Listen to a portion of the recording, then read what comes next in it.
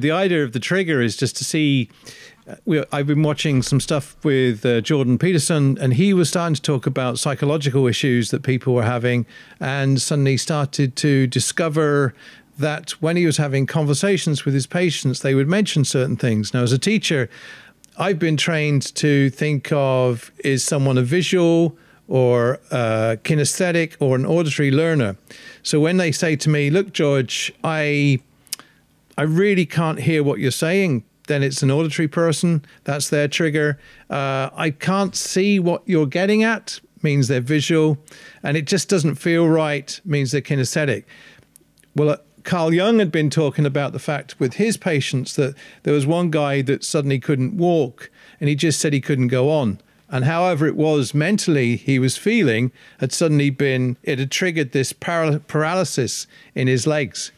Now, in our case, what we tend to do is we have these conversations, and as we have these conversations, it ignites an idea inside our head. It triggers a train of thought, and that allows us to jump in and to start talking about a process that we've experienced. Now, look, immediately, you've read up on something, you're talking the signs of Carl Jung, whoever, I don't bloody care. You're already discussing and exploring Jung in the artist way, because Julia Cameron is constantly talking about Jung. So whether or not you unconsciously, I would say, you are taking in some of his processes and going through some of his methodologies. Hope you enjoyed this video. Please subscribe and click on the bell for notifications.